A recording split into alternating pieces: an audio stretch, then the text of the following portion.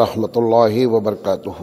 الحمدللہ رب العالمین والعاقبۃ للمتقین والصلاۃ والسلام علی رسولہ الکریم۔ محترم حضرات، ہم ترجیحات دین پر آپ سے لگاتار بات کر رہے ہیں اور آج اس کا سیریل نمبر 14 ہے۔ یہ بات بھی آپ کو بتانا چاہتے ہیں کہ ہر سیریل اپنی جگہ پر ایک مستقل تقریر ہے۔ یہ کوئی ضروری نہیں ہے کہ ایک سیریل چھوٹ جائے گیا تو آدمی دوسرا سوچے کہ اب تو ہم سمجھ ہی نہیں پائیں گے، ایسی بات نہیں۔ ہر سیریل اپنی جگہ تقریر ہے۔ آج ہم دو باتیں آپ سے کرنا چاہتے ہیں۔ یہ ایک بڑی ہوشیاری کی بات ہے کہ ہم کو یہ معلوم ہو کہ کس وقت کس کام میں اللہ کی رضا شامل حال ہے۔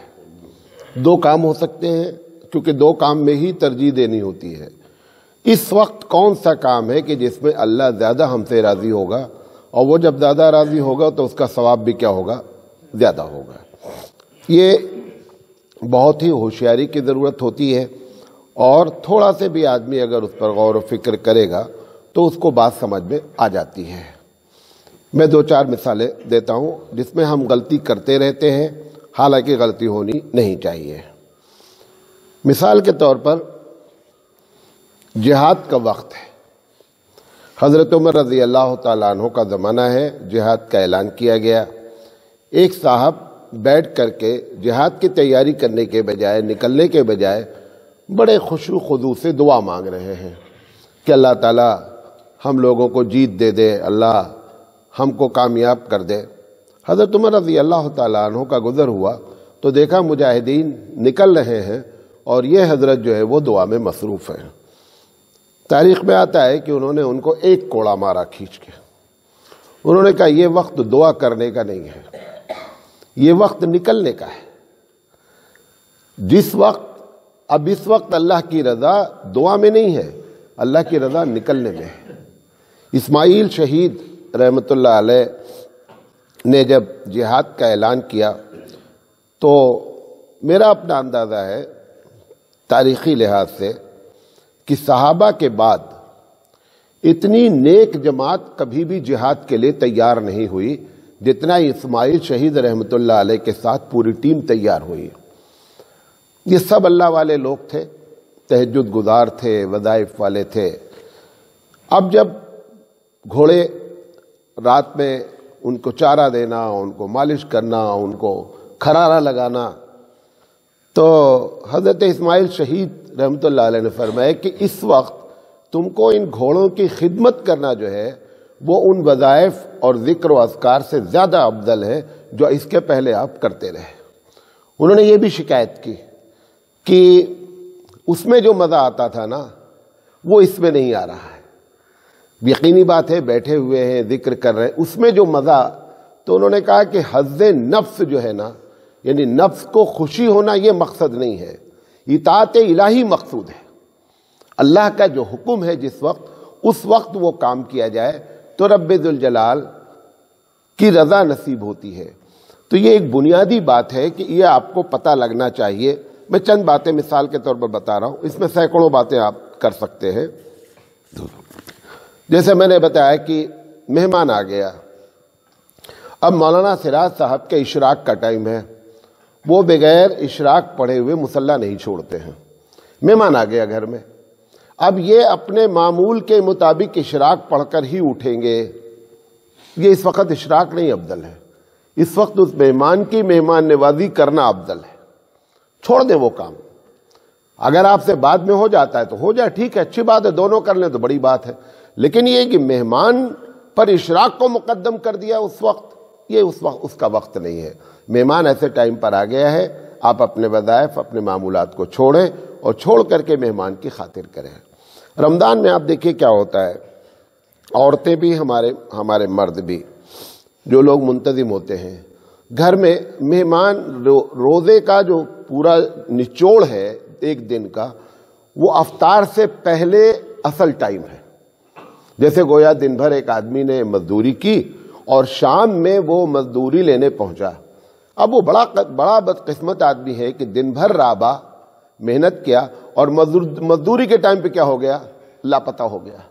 اب عورتیں مرد کیا کر رہے ہیں ہمارے پوری افطاری پر توجہ ہے، حالانکہ مقصود افطاری تو ہے نہیں۔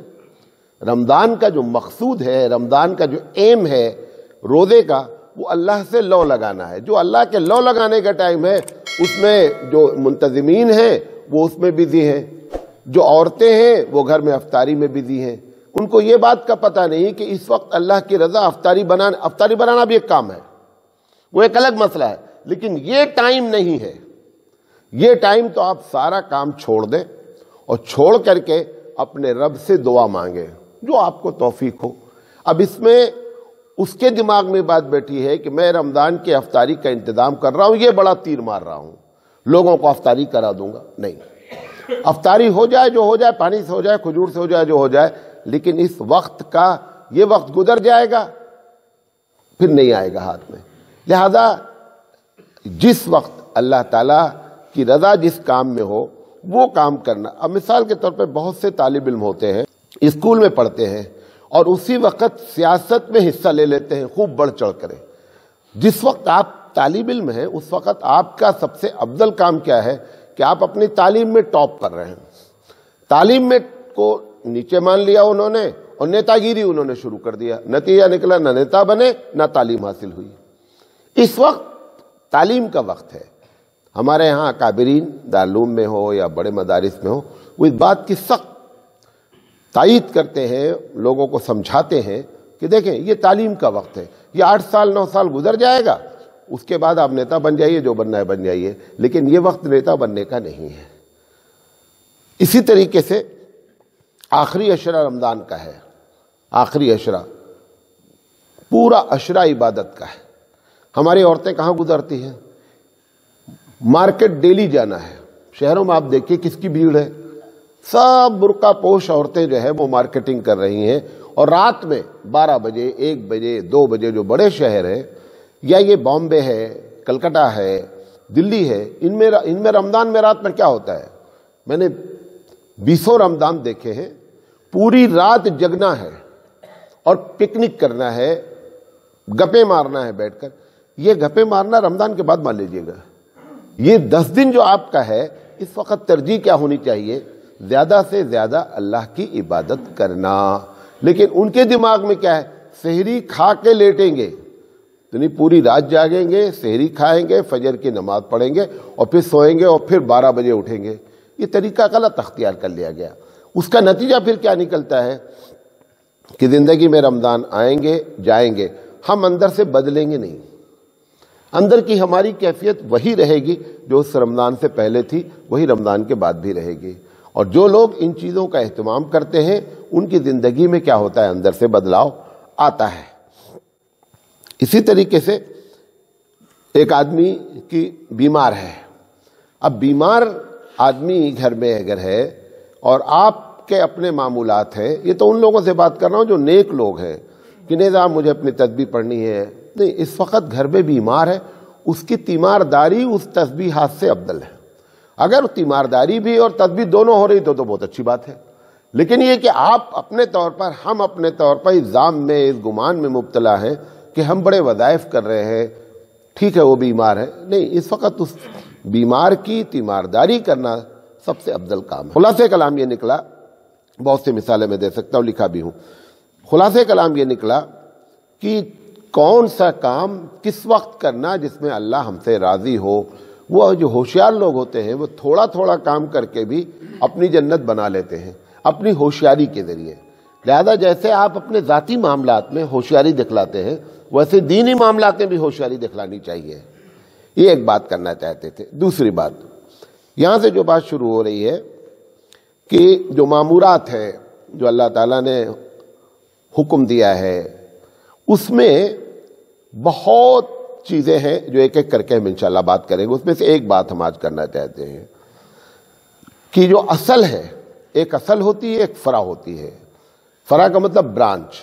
جو اصل ہوتی ہے اس اصل کو ہمیشہ مقدم رکھنا چاہیے۔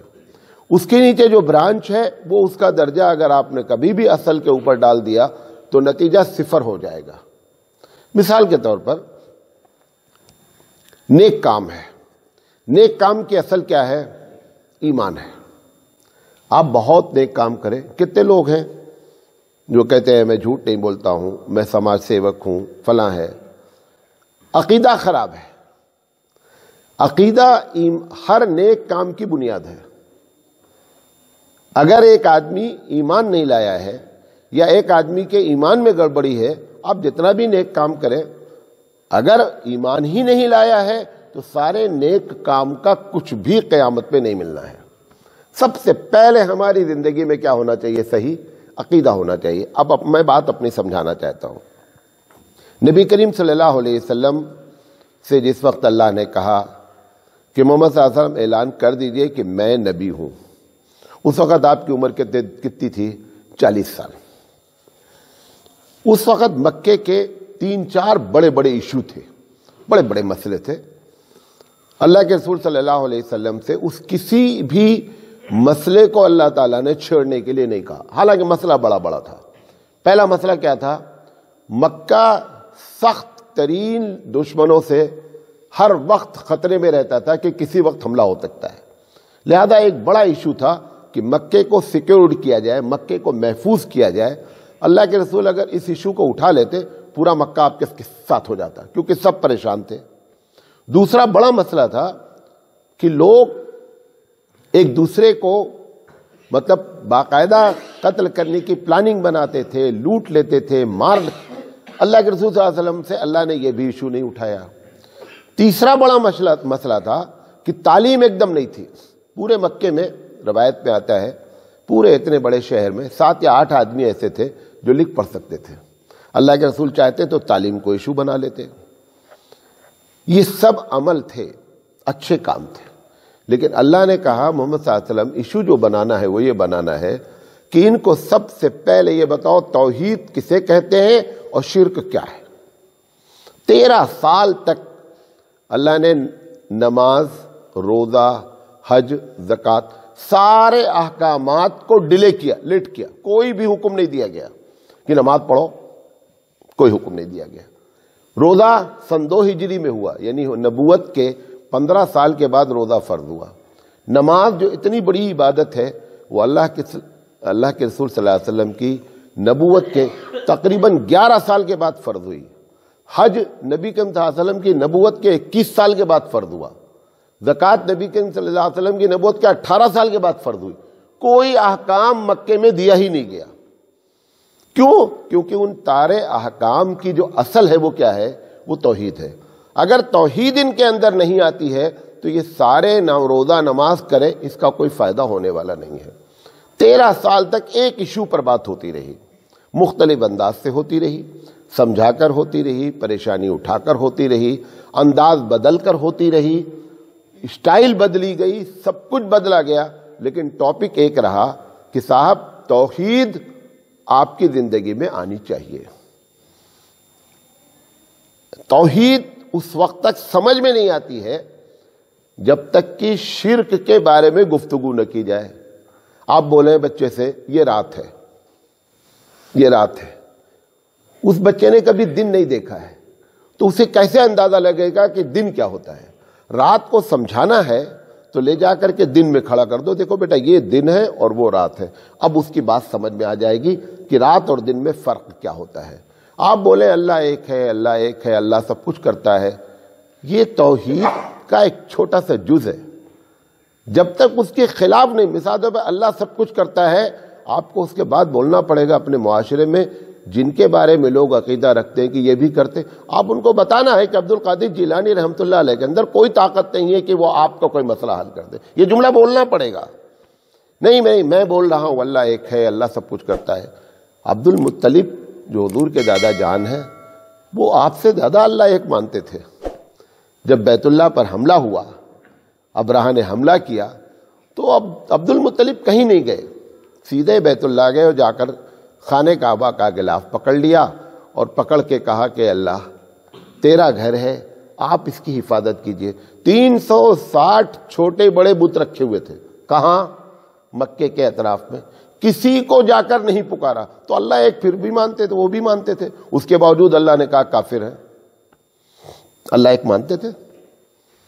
جس دن جنگ بدر ہوئی ہے ابو جہل نے کیا دعا کیا کہ اللہ کسی بت کو نہیں پکارا، کہا اللہ آج جو حق ہے اس کو حق کر دیجئے، جو باطل ہے اس کو ختم کر دیجئے. کسی بت سے نہیں کہا.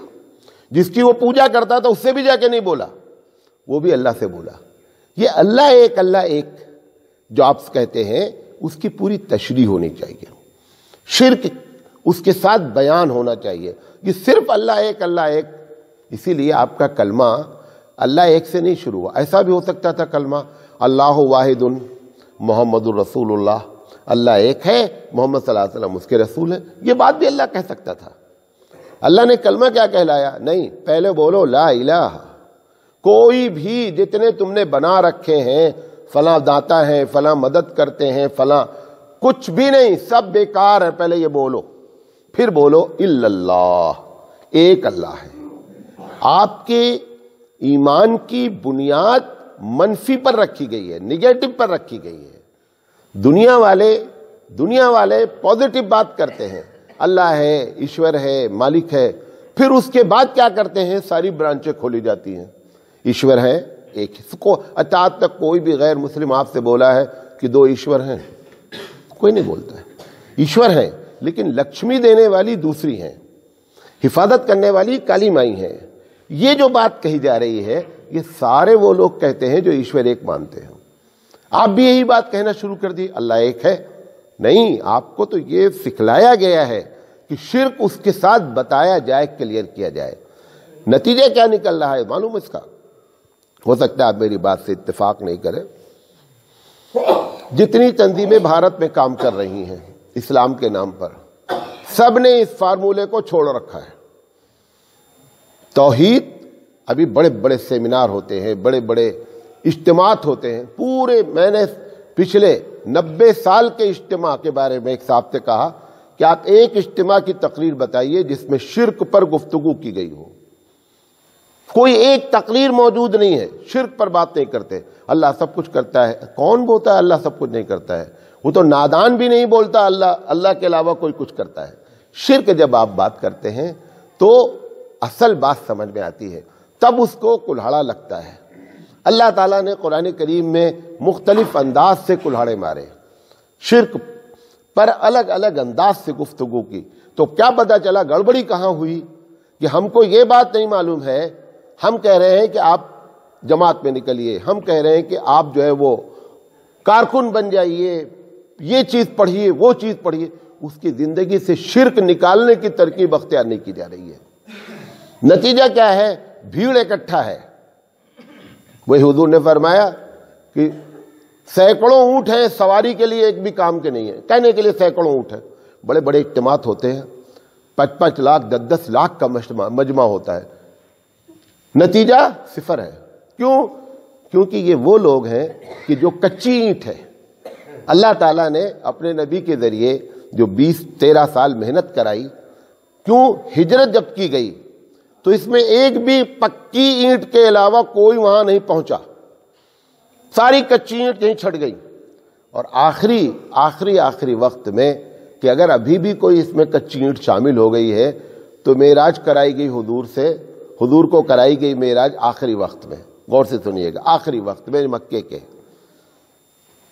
جو لوگ ایک دم ایمان لے آئے تھے، جب اللہ کے رسول صلی اللہ علیہ وسلم نے یہ اطلاع دی، جیسے ہی انہوں نے سب سے پہلے اپنی چچا زاد بہن کو بتایا، ام ہانی رضی اللہ تعالی عنہا کو، کہ آج رات میں میرے ساتھ ایسا ہوا کہ میں گیا فلاں جگہ گیا.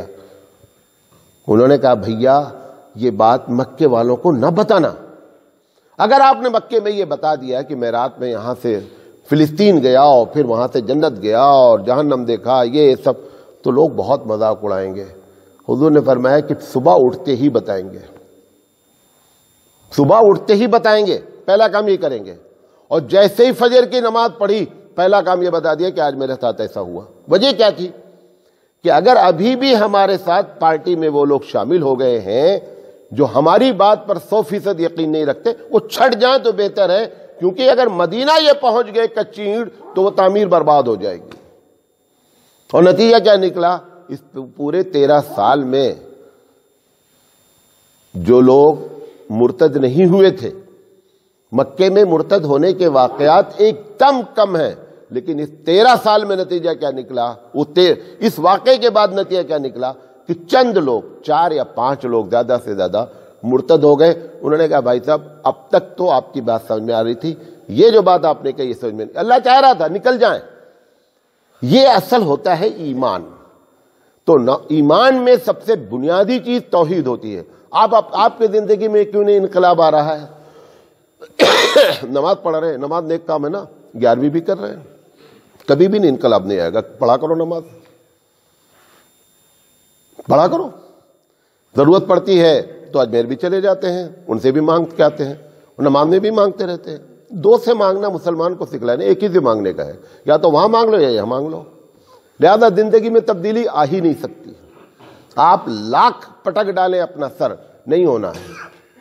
لہذا زندگی میں جو اصل ہے، اصل کو فرع پر مقدم رکھنا ہے، اور عمل اصل نہیں ہے۔ اصل کیا ہے؟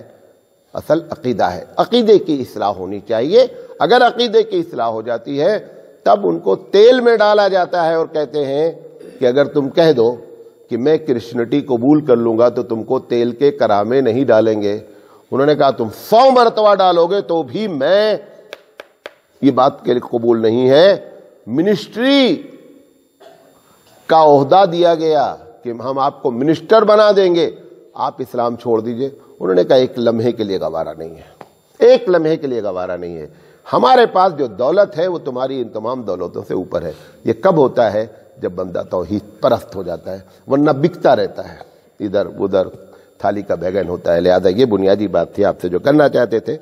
اللہ تعالیٰ سے دعا ہے کہ اللہ تعالیٰ کہنے سے زیادہ عمل کرنے کی توفیق عطا فرمائے۔ وآخر دعوانا